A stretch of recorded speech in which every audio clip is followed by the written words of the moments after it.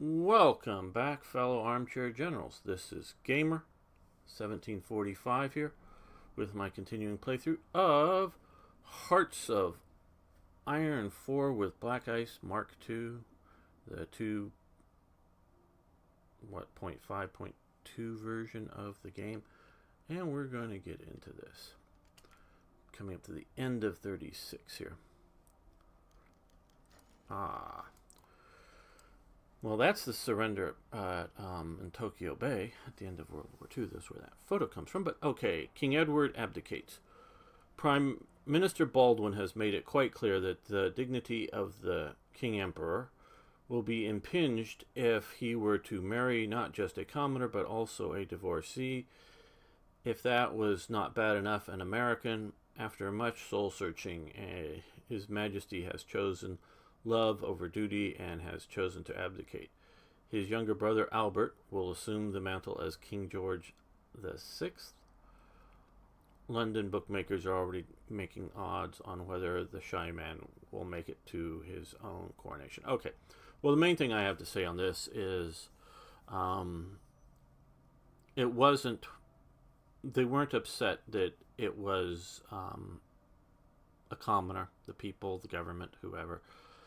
It wasn't upset that she was a divorcee. And it wasn't even upset if she was an American. Because look at, like, Churchill's mother was an American. He was half American. So there wasn't some major stigma for Americans or something like that. Seeing as how a lot of the other queens were like Germans, particularly, but as well as prince consorts were Germans or Danes or Dutch or whatever. So that really didn't matter to the British government or people.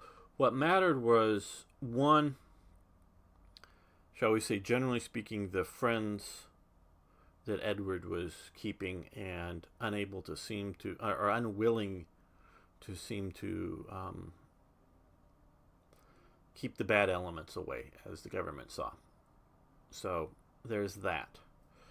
And on Wallis Simpson, now, she wasn't just a divorcee. She, if I'm not mistaken, was twice a divorcee.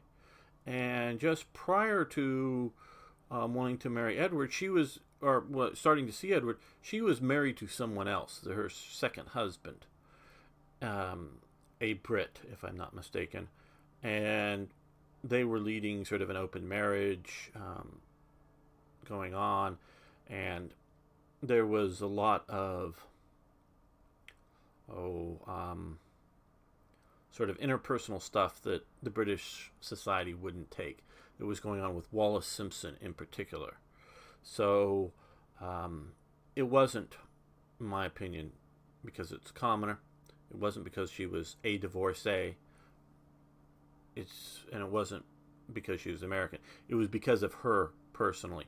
But I also think it was as much about Edward himself as opposed to who he was going to marry. Meaning, if he was going to behave well, he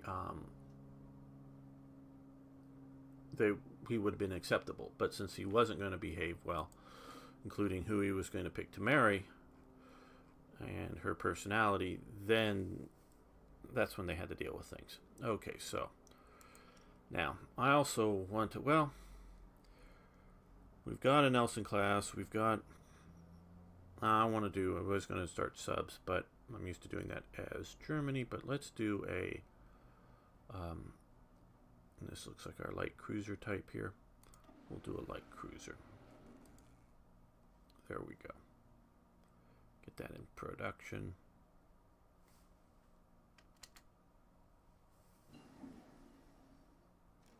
Okay, evacuation, level 2. Okay, we are virtually in 37, so we're going to wait just a little bit before we start. And encourage colonial elites, that's great.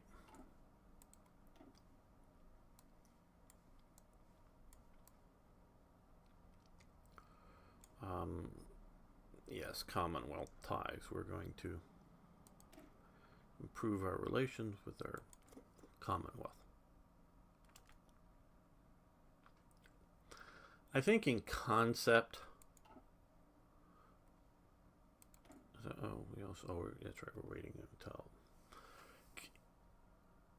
In concept, the Commonwealth is a good idea. And when you say something like that, you mean, and I do mean, in practice, it's not necessarily as good a thing. How do I put this? And I've got to know a few. I know some of you are from Britain. But a few people, when I stayed there, some in the British elites, but some outside of the British elites. But the British elites are a very closed club.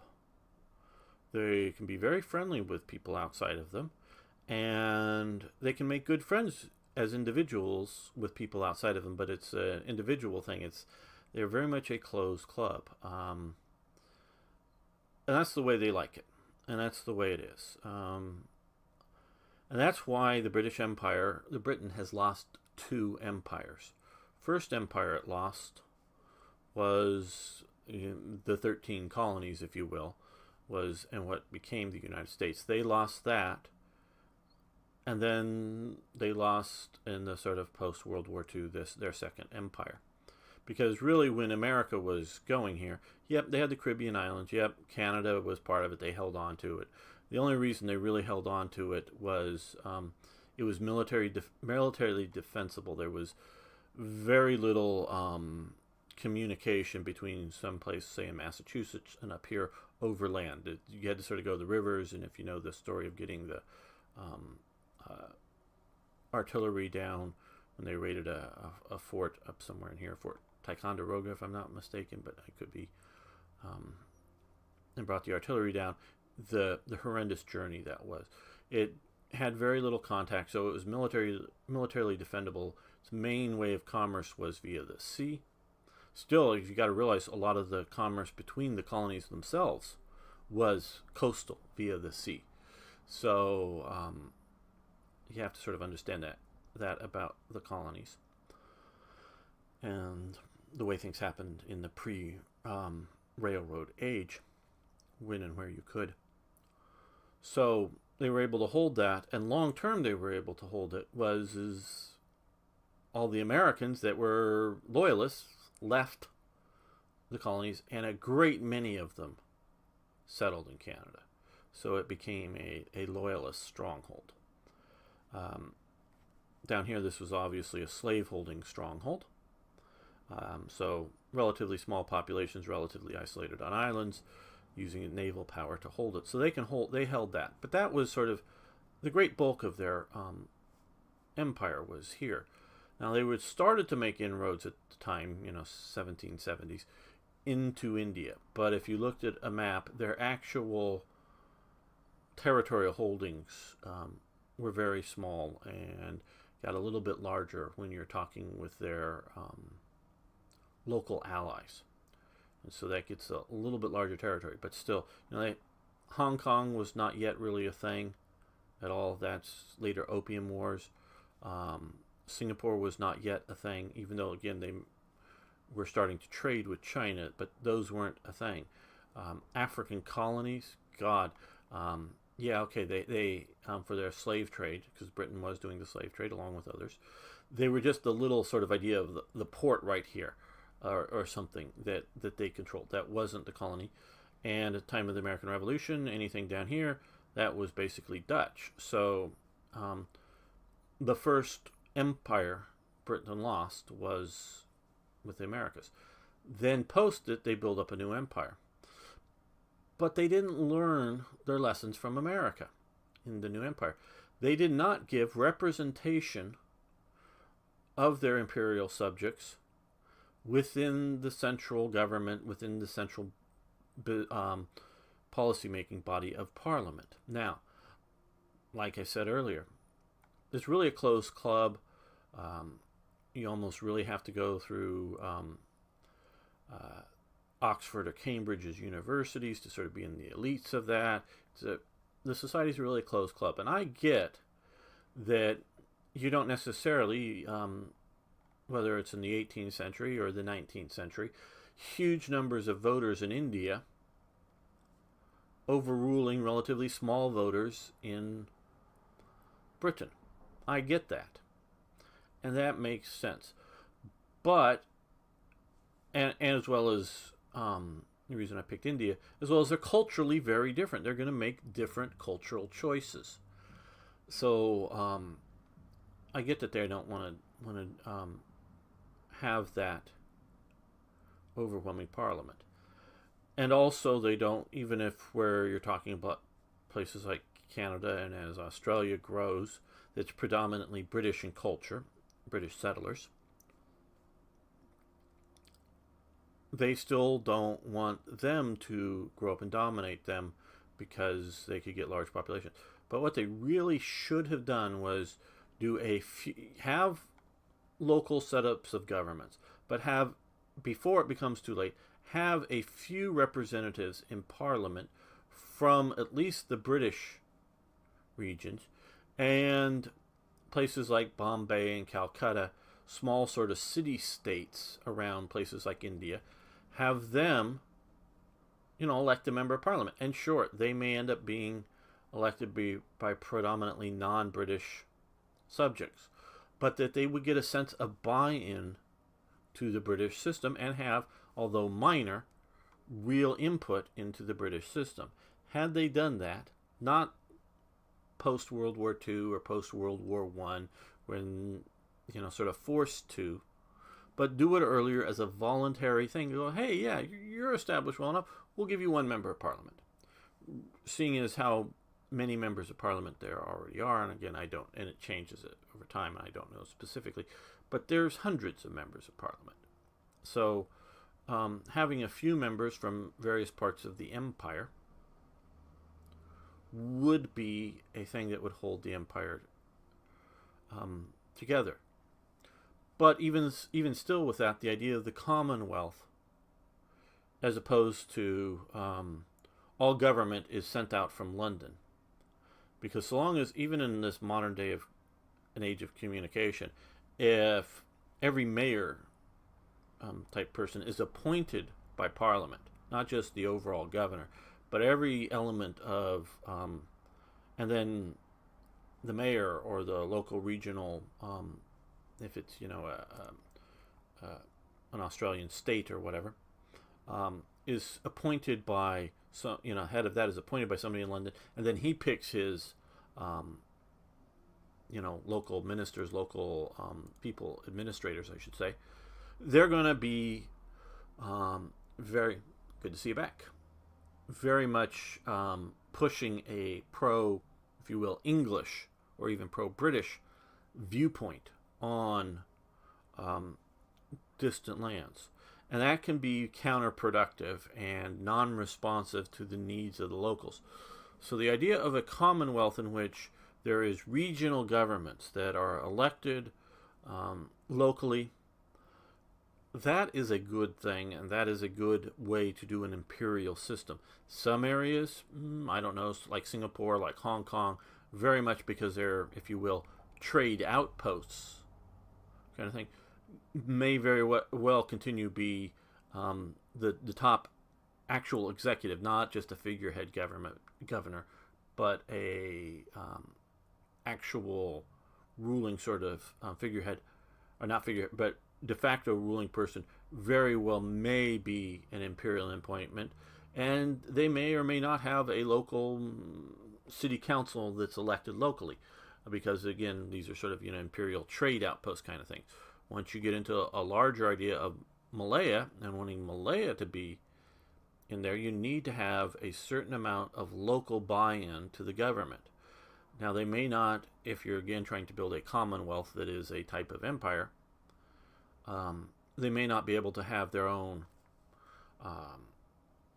foreign policy or their own trade policies, either within the empire trade rules, or trade rules again to laws to other parts of the world. That very well may need to be coming out of a central government, in Britain's case, of London, So you have those sort of unified things. So had they done that with a little bit of buy-in for places like Canada, Australia, and a few key other colonies around, I think they could have held the Commonwealth together, and I think it would be a much stronger institution to this day.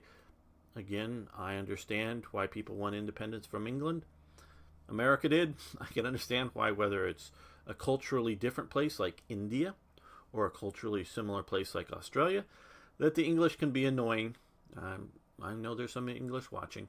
The second or third, depending on what series that we're doing this, very well maybe the second most viewed people. But people call, the ugly American and don't like the American people. Well, English government is better than, foreign government is better than most. But you can still be annoying, and we can still want to tell you to go somewhere else. So I can understand that, and that's why I'm sort of suggesting a mixed government might be best, because, look, Australia, New Zealand, you guys are weak and vulnerable down there. And again, I know we have some viewers down there, and you're sort of like cringing on the bottom of the earth, hoping no one notices you. And that's basically what you're doing if you're not part of a greater viable alliance system, shall we say. And I sort of wanted to say it that way. What is it? SEATO is sort of the Southeast Treaty Organization. That's not a real viable defense, even if it's still actually in effect. It's not like NATO, effectively. Yes, Australia, and I think to a lesser degree New Zealand did join in with the Vietnam War. And, you are sort of part of that. But what was it that I saw? The population of Australia was like, I don't know, some small, or was that New Zealand? One of them was like some small U.S. state.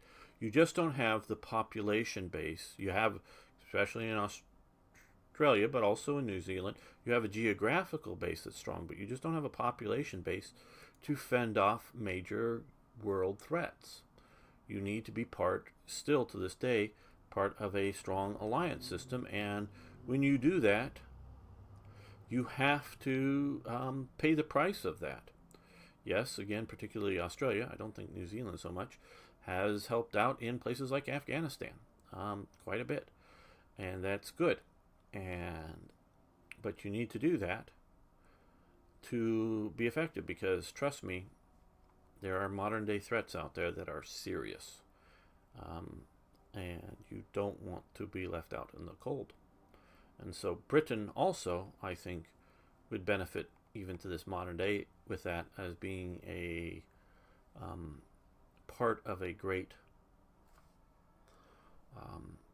thing than just the islands or just the United Kingdom at home. Now, again, I'm not suggesting that London is getting things right or is always the best choice, but it's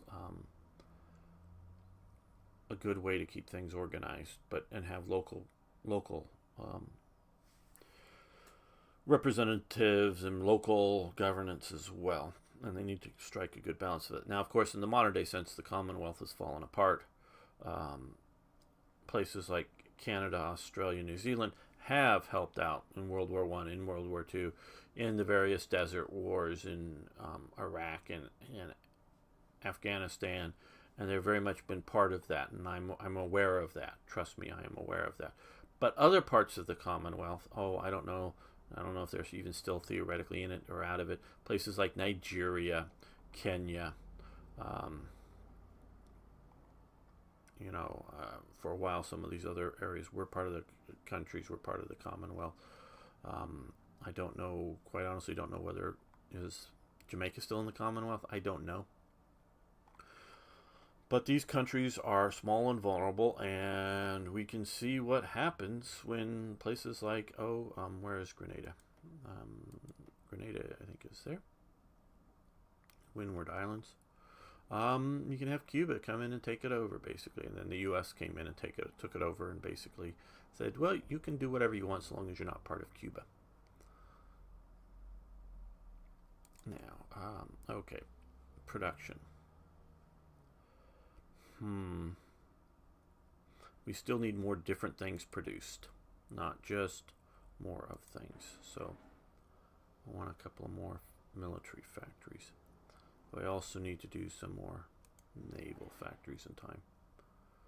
Okay, and well, first let's look again at things we need produced. Mountain artillery, we're not coastal artillery, desert warfare equipment, cavalry equipment. That's probably where we're gonna go. Well, let's get tankettes going. We need those for something. I guess there's supposed to be these Morris Martel tankettes, though I would call the Vickers Mark 6 a tankette as well. So get that in production. Got another 5 days and we'll get some more research going.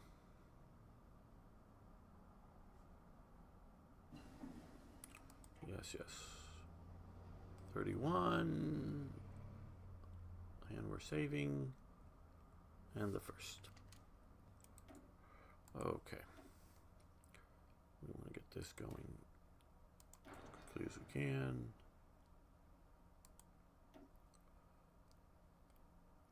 Let's get this going next as fast as we can.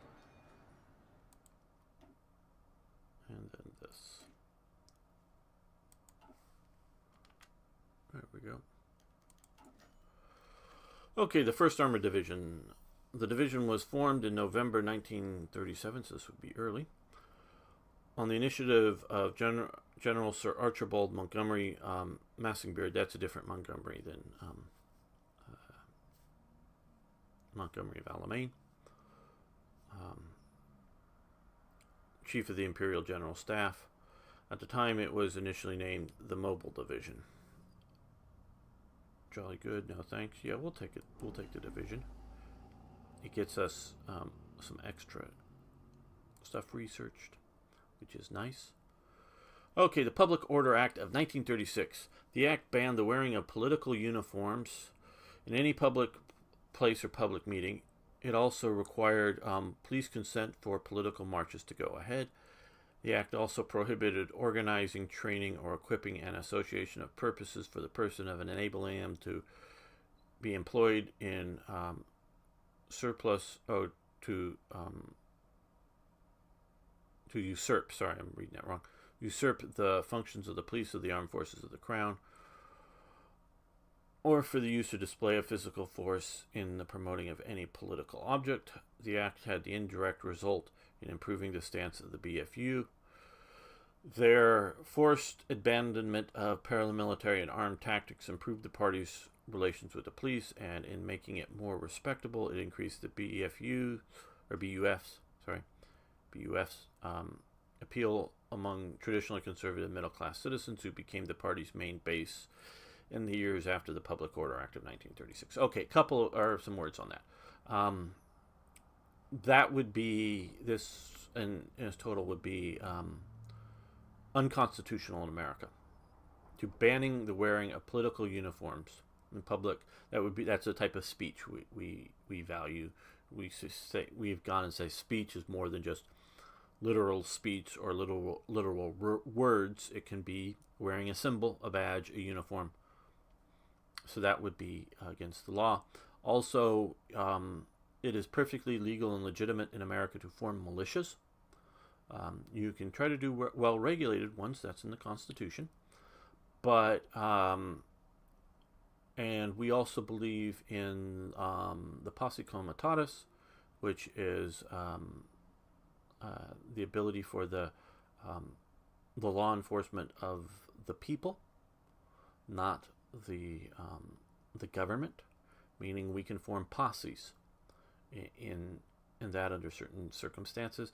Yes, it can also go bad to vigilante committees that could go wrong. Killing people, gotten a bad name. But basically, you can form, in essence, and now the sort of the traditional Old West is form a posse to go after the bank robbers. Um, but you can form a posse, if you will, to defend a group of buildings, a group of whatever. And it can be spur of the moment and be defensive and work in coordination, and then arrest somebody. But then you turn them once you arrest somebody. It's a citizen's arrest. It's different than a law enforcement arrest. So you can make a citizen's arrest as a group of people, and then you turn them over to law enforcement to go through the judgment system. You don't get to go hang them like, oh, we hang horse thieves, or go hang like they did in the Wild West, where there was not, because as America was expanding, times it was expanding into territories that were either in dispute. I mean, somebody theoretically claimed it because, oh, we claim all this territory, but, way out in territories that there was just no law and not even U.S.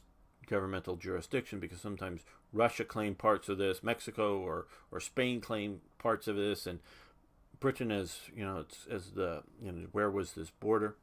Sometimes Canada wanted it down here and the U.S. wanted it up here, just where was this border?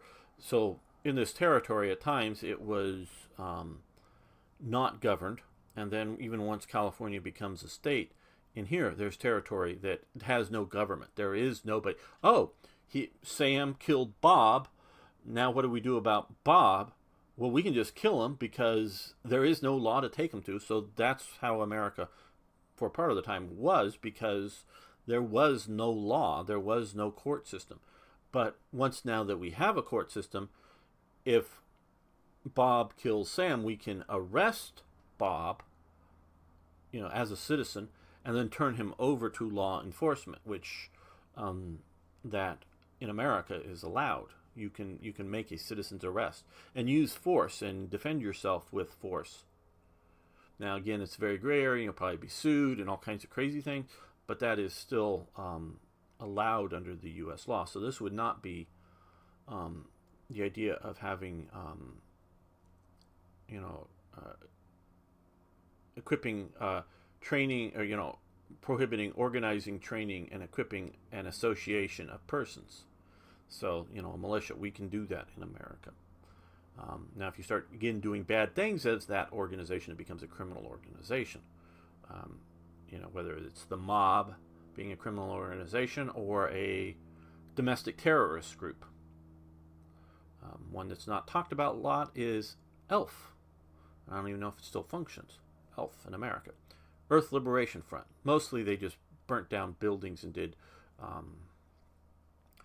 terroristic acts against property. But, they were sort of Earth before humanity nut jobs. But so the mere fact that they exist is not illegal, and that they would theoretically have legal weapons. But once they start committing criminal acts, burning down new building projects, trying to attack laboratory research places where they're doing research on animals, you can entirely object to that, but it's not legal to go in and attack the facilities. But once you start doing those things, then then does your organization that is armed become illegal in America. Just sort of letting the rest of the world. Oh, hi, Tom of Finland. I'm doing well. So only then does it become a situation where it is illegal in America, is once you start breaking the law, doing acts that break the law, not forming the association. Okay, and the second part is that it changes the focus of the BFU's membership. Britain, like America, has a ingrained cultural antipathy for uniforms. Even things like the Boy Scouts uniforms have become mostly acceptable in America, but even there, it is something that we sort of reject, unlike, say, German society. We have long had, and I say we because it's both culturally the situation in Britain as well as in America, disliked a standing army. We look at and see the idea of our navies in both of the countries as being the standing defense of our nation. Obviously, Britain's an island, so sure, they, if you're a gentleman and an officer, you're fine. But society, even the elites of society, really don't want you to have troops. They want you to be an officer, want you to be trained, maybe have a few, NCO types that are left over from the last war and know how to soldier. And then once you go to war with Napoleon or the French king or whoever, then you start raising the regiments, equipping them and sending them off to war overseas. Now, unlike, say, France or Germany or Italy or Spain or whatever in this time, you can't march on Britain. You have to go there by ship. So that's why they wanted a big standing navy to keep them from being marched on. And if it's a major war, well, it's going to take Britain or America a time to arm up. If you look at World War I, we arm up, we go to war, then we reduce our army back down to the sort of basically pre-war standards in America. And then World War II comes around, well, we arm up, we go to war. Now, we do dramatically reduce our armed services, as everybody does after World War II, because that's a total mobilization war for most countries. Dramatically reduce the size, but because of nuclear weapons and continental jet airplanes coming about, America realizes that we can't just wait for the war to happen and then start building tanks. We've got to have a ready reserve of tanks. We've got to have a ready reserve of aircraft. We've got to do that. But still, the idea of uniform political organizations is just very much of an anathema.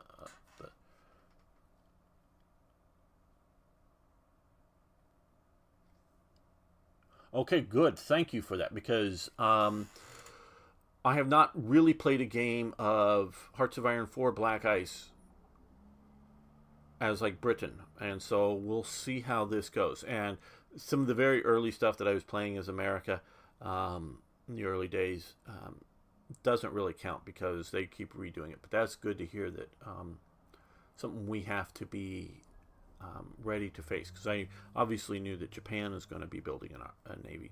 But that's good to hear. Thanks so much, Tom. So we have this natural objection to uniformity and uniforms. So I can really see how that would change the BUF's membership status within it. But the problem also comes is it may lose its mass voting base. So we're going to sign the act. Oh, and we need to get one more.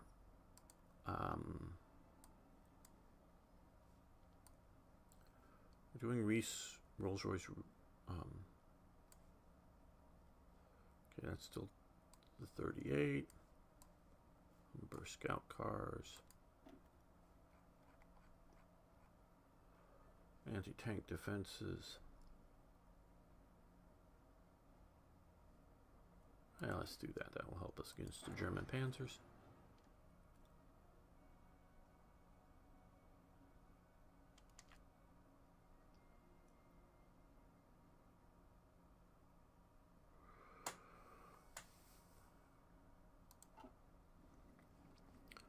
And I will need to build some more naval bases, I think.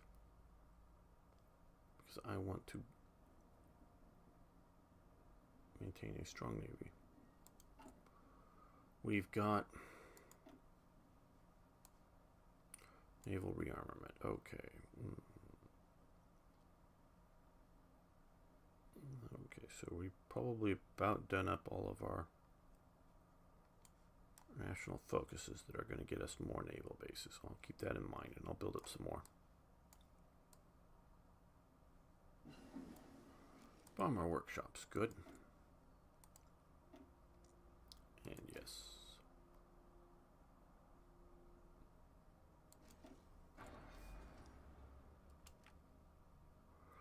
Okay. Now, to improve our government,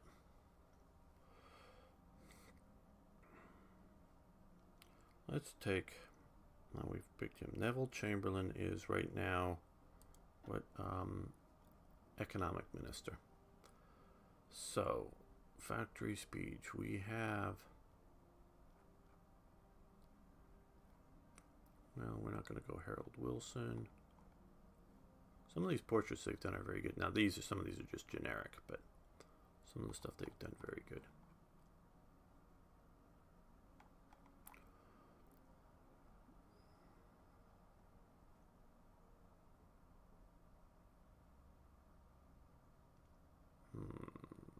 Civilian, military, shipyard, construction.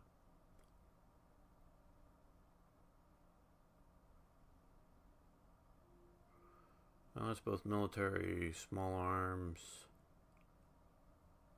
shipyard, subyard.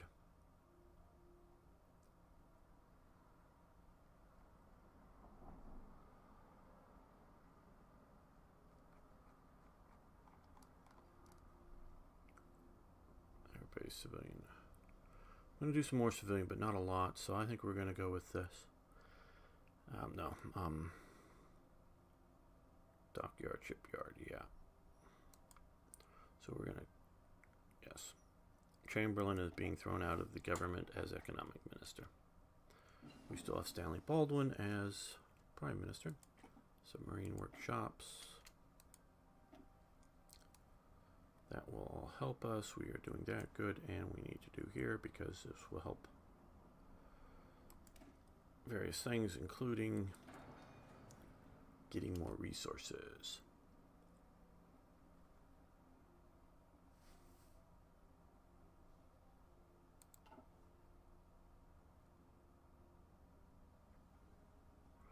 Looks like the Republicans are going to lose, and badly. Oh, partisan breakout, looks like. Outbreak. If they get Madrid, that's bad, because there's lots of fortress defenses in Madrid, and they can hold out there for a long time. Commonwealth ties, good. Okay, Anglo-Irish trade war ends. The Anglo-Irish trade war, also known as the Economic War, though not a real war per se, has had a disastrous effect on post Great Depression Britain and Ireland. However, Erie, the confirmation of the Agreement Act, has established the end to the war. Now the Irish and British industries will benefit from free trade. Great. That is good. Again, I can understand, and particularly in Ireland's case of the bad British rulership. Very exclusionary. I am a Jacobite, so... hi, Django. No problem. See you when you can get here. A Jacobite, so I'm somewhat pro-Irish, shall we say, if you know what all that goes on there. But still good trade relations would be good. Canada, dockyard, civilian factory, good. South Africa, Australia, yeah, let's just get Canada going. Sort of our back reserve. One thing I do like about Strategic Command that many of you may be seeing, it's not as sophisticated as Hearts of Iron for sure. Yeah, again, partisans are outbreaking around. But you do get direct control over your side of all the nations. I like that element. But they're still separate and distinct, particularly like for Germany, between Germany and Italy. And yes, the Italian or the Romanian economy attributes to Germany, and so you can use its points to build more Romanian units, but you can also use them to build more their MPP to build more German stuff. I would like to see the idea of having direct rule over your... There's still, Canada still does the Canada thing, but you get to just make the decisions for Canada. And you can expand it theoretically to like all the allies, the U.S. and everything else, But I would like, the idea of being able to have the United Kingdom run the Commonwealth, but have it somewhat separated within its own capabilities of population, of production.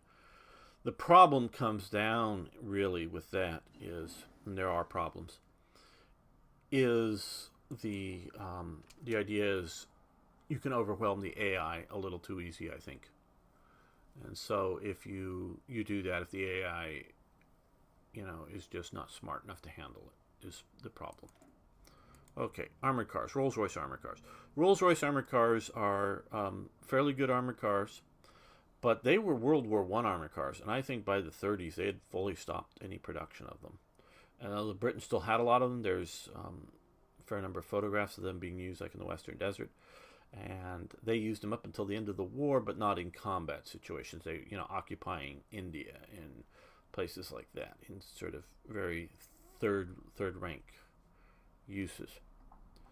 But so I don't know why I needed to research them. Obviously, I need in the sense of more vehicles, improved reconnaissance armored cars is why I did it. But they should have been a thing already done. Okay, well, not there yet. Don't think we're going to be doing. I'm going to skip some of these, and we're just producing these other models of fighters, bombers, whatnot. Where's Southern? Okay, they're still even. So we're going to leave most of those alone. So that tanks for 37. Yeah.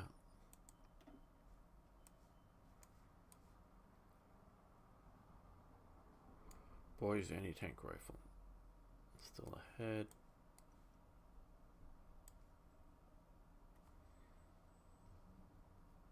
Well, which means I think we're going to come over here. Now let's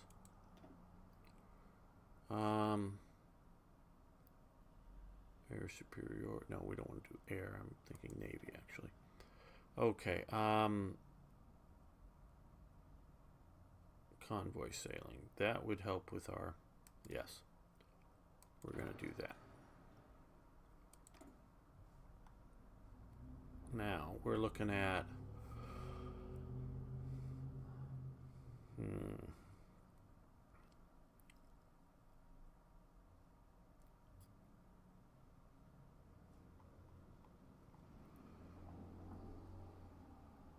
I want to get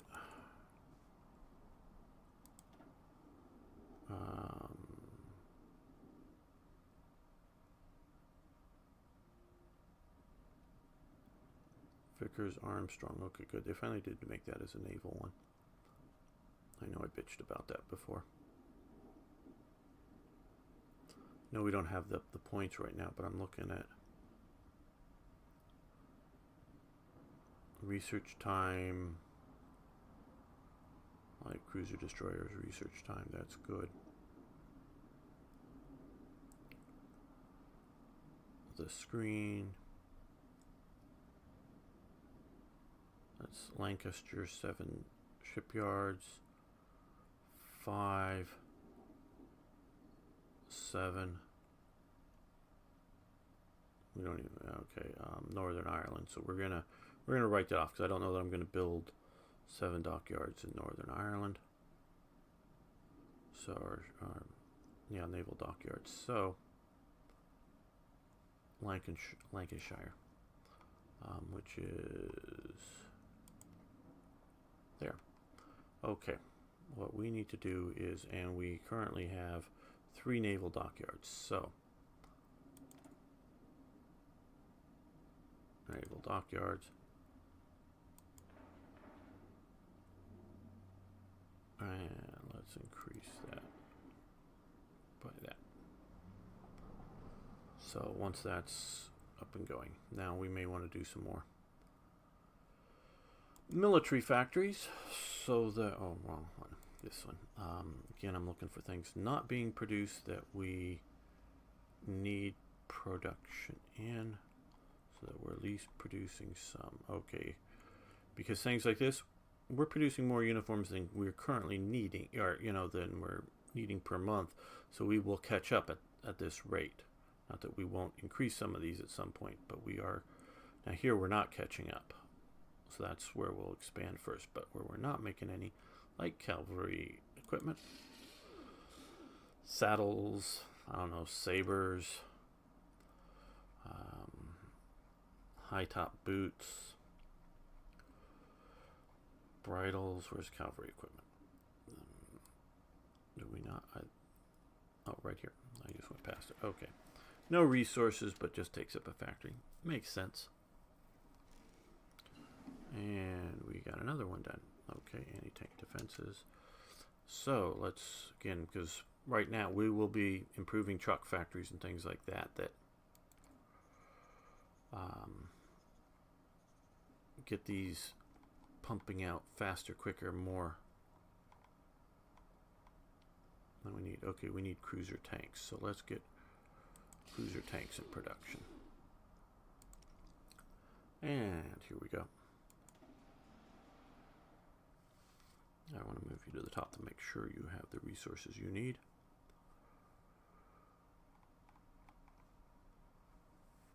And because we're still needing even more of those factories, different types. We're going to do that. And the Midlands. That's also sort of because I want to build up here. I didn't want to use up the Lancashire slots for something other than naval production. Okay. That is effectively grayed out.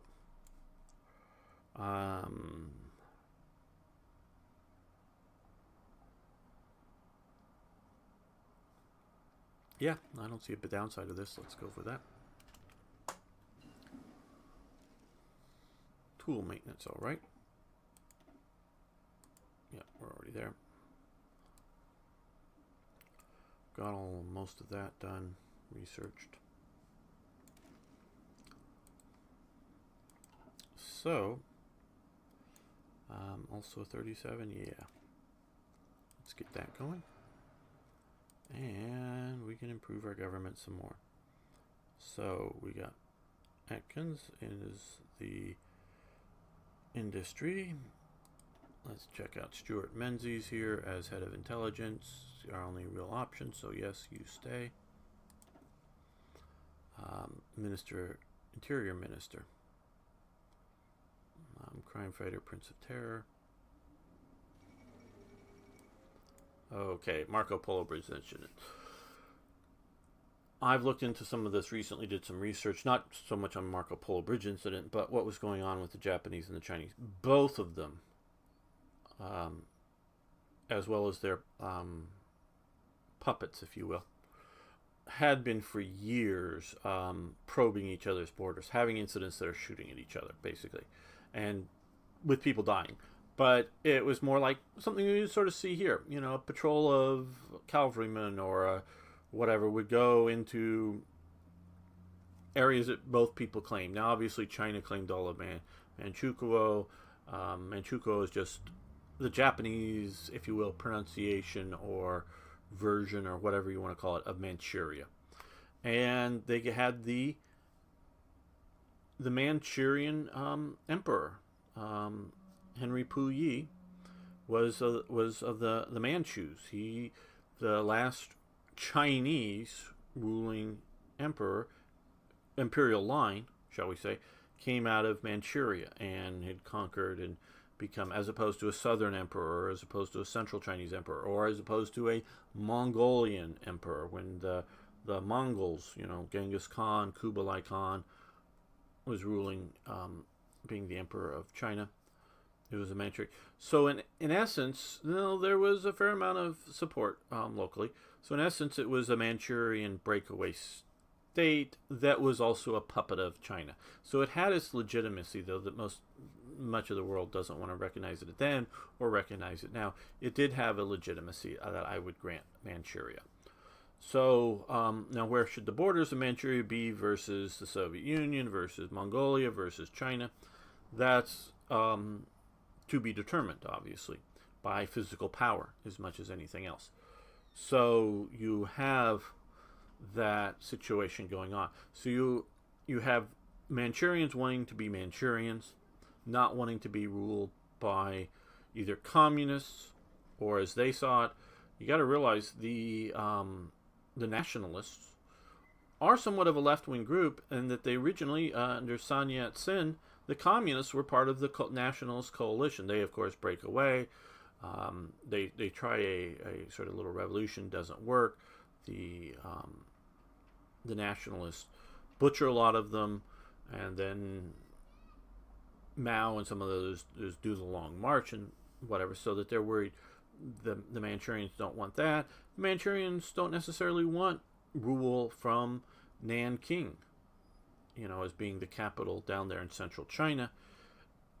So there are real reasons for Manchukuo to exist. Again, it's still a puppet of Japan. But so there's these border clashes going on. China is, and the different warlords in the north are trying to push for territory into Manchuria.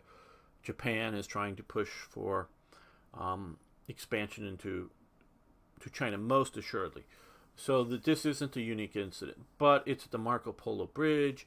It's at the cultural, maybe, capital, the traditional capital of China, that, right on the outskirts of Beijing, Beiping, Peking, however you want to pronounce it.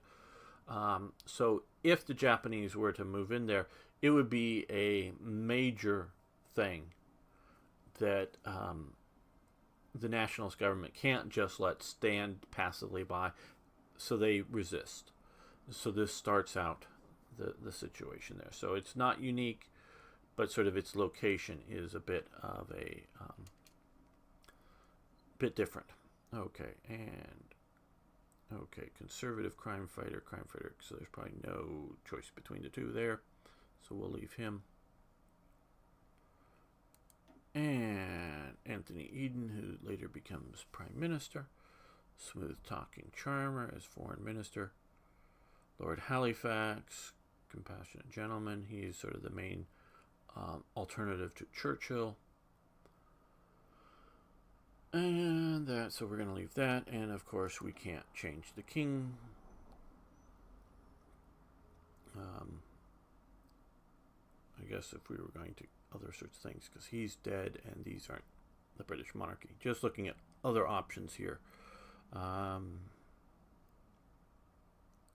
recruitment. Okay, for foreigners. Women allowed, women encouraged. 1-year draft, volunteer, okay. Currently we're okay in numbers, not great.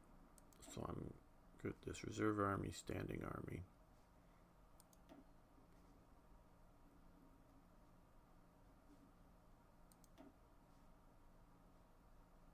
Okay, we're interventionists.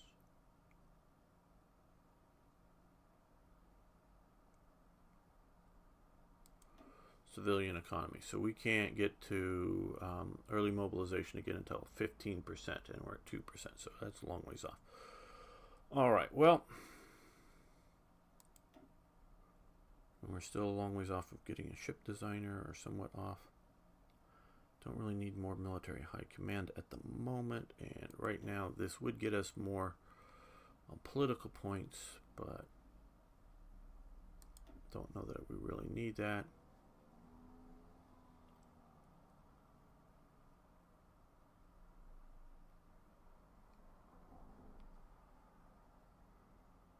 Tank. I think Vickers Armstrong is the way to go. Yeah, so let's go with that. And development in Canada, good. And improved machine tools, good.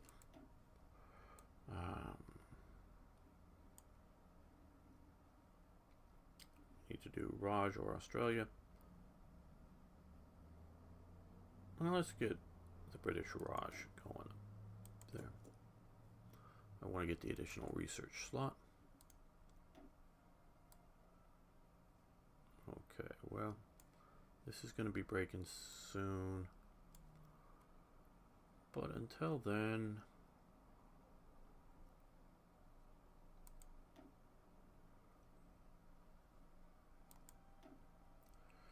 okay, strategic destruction, battlefield support, or operational integrity. Now this obviously we get a bonus.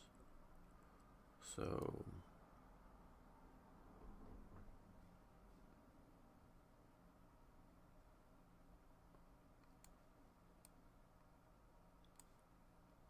this is German's path is the central one.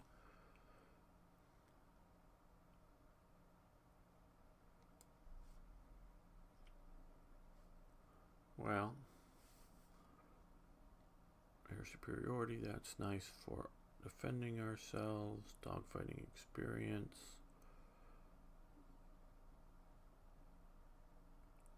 Or fighter sweeps. Yeah, that looks pretty good. Let's go down this path.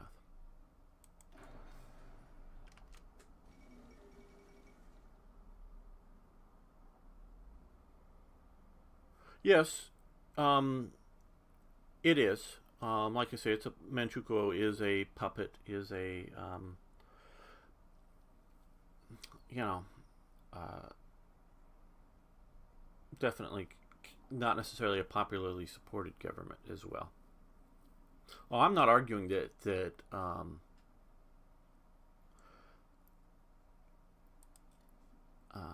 Manchukuo should be an independent government. I'm not arguing that at all. I'm just arguing that it is more. It is a puppet of Japan, most assuredly, but it is more than just simply like the reorganized nationalist China at Nanjing, the sort of the puppet government, the occupation government of China under Japan.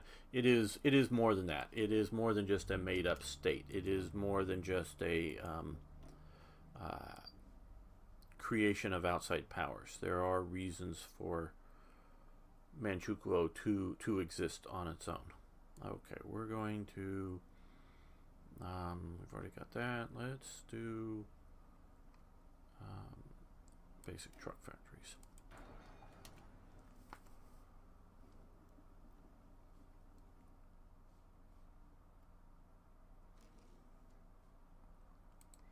And we're getting more shipyards, so let's do that.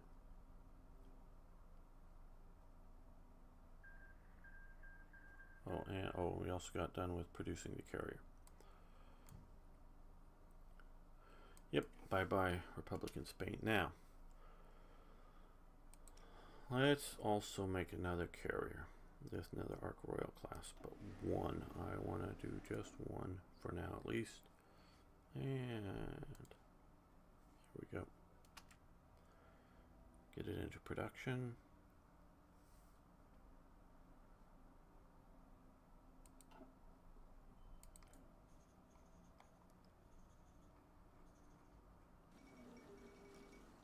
Into the Spanish Civil War, yep. Never good to be on a losing side in a civil war.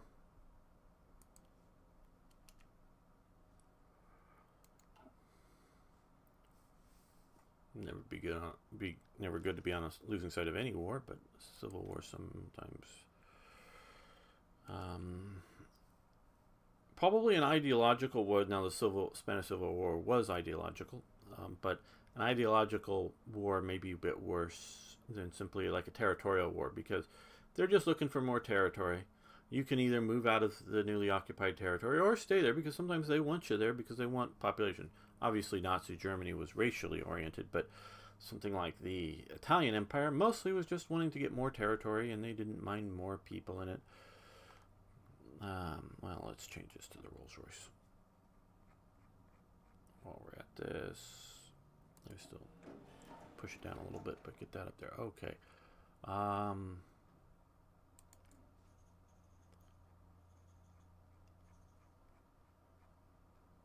We need more naval fighters and torpedo bombers. Okay, so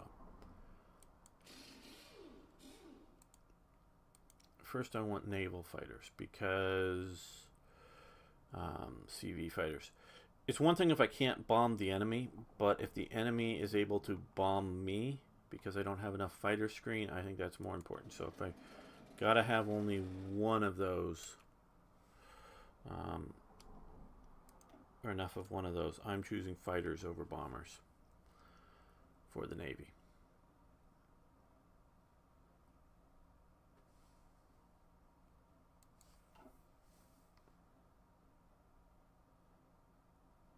Though I do want both, of course. I want everything.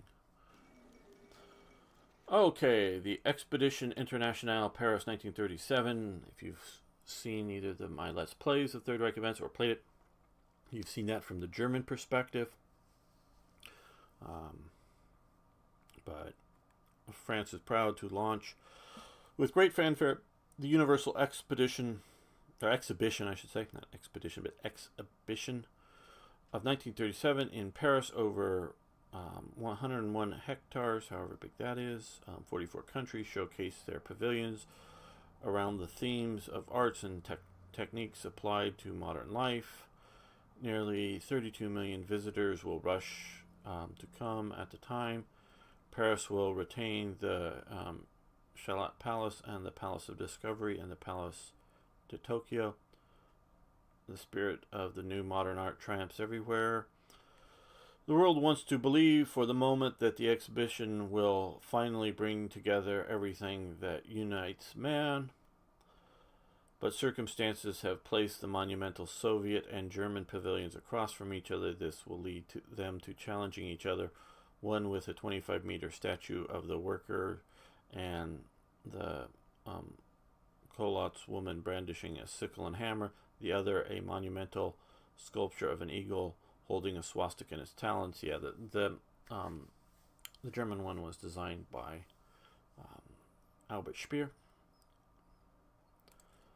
Okay, Stanley Baldwin resigns. 2 weeks after the coronation of George VI, Mr. Baldwin has announced he will resign the premiership in order to retire at the age of 70.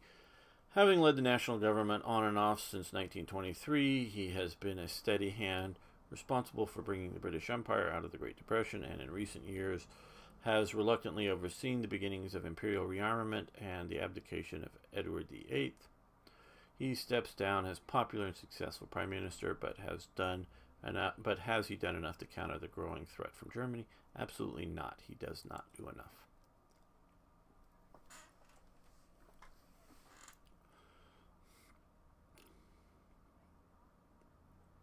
If you want peace, prepare for war.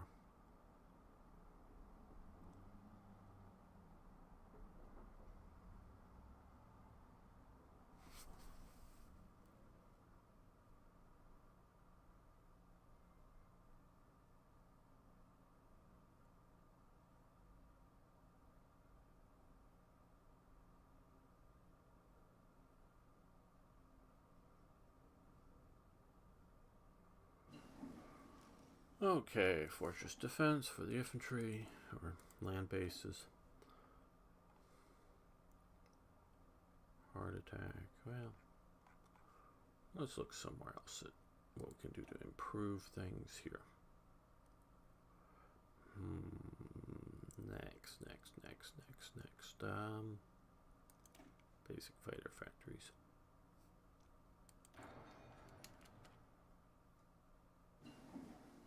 And construction is complete, which means we can also, we're saving, yes. Yeah, there goes Amelia Earhart. Then read whether she lived or died, don't really care. Okay, let's add one more of these. But I also want to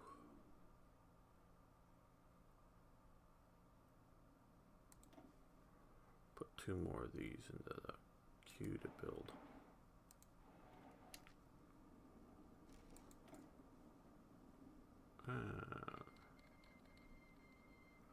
Empire of Japan declared war. They're going to war. Yes, they're going to war. We'll be over there in a minute.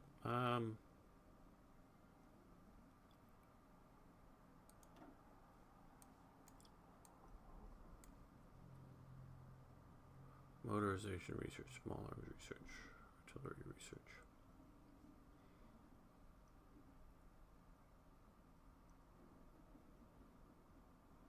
I'm going to save up my political power. Okay, air superiority. Okay, now we can do both of these, I believe, but let's see. But we want to progress down to get some of the other fighter ones because I want to rule the airs everywhere. Rule the airs. Home defense, 120 days. Okay, we'll do that. I figured it would be, but just didn't know for sure. Yes, yes, yes. We now have an outbreak of war in China, generally speaking.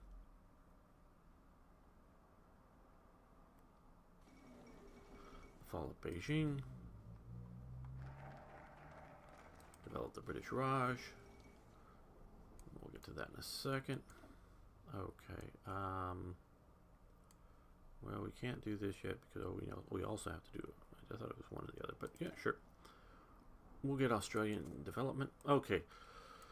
Leadership purges in the Soviet Union. Uncertainty has long reigned in the Soviet Union while details are scarce. There have been a series of secret trials on the highest levels, and both generals and ministers have disappeared from the public eye. The natural assumption is that some great conspiracy has been uncovered within the Communist Party, but no official statement has been made. In addition, diplomatic reports have access to indicate that evidence presented at these trials is far from indisputable. Whatever has been happening, the structure of the Soviet High Command has changed irrevocably. Yes. Again, the evils of Stalin, and I would say of communism as well, are at work there. China is unified everywhere except for communist China. And we have another factory. Okay, again, we want torpedo bombers in production.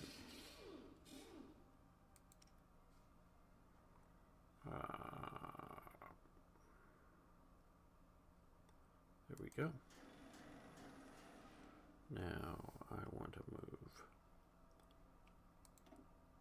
all the Navy to the bottom. Yeah, I just want to make sure the rest are properly resourced. When we get a little bit more of a hit on our oil, we'll see about importing some more.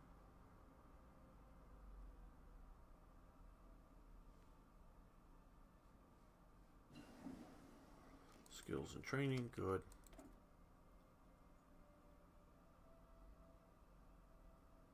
Oh yes, the Kaiser Reich German Empire campaign is going to be live and well. I just wanted to get this up and going as well.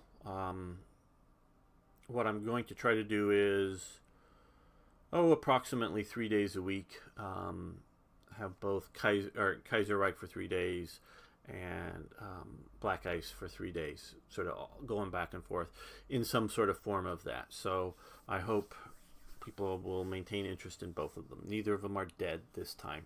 I'm just wanting to have both. Okay, so now, let's see. Max entrenchment, which is nice. Construction speed, which is very nice. Infrastructure construction speed. Consumer goods. Now that's not nice, but what is supposedly nice here is division training time reduces, division attrition reduces, and recruitable population increases. But do we want that yet? I don't think we do. So let's come over here, and again, let's improve. Already got that, and that's sort of a big one.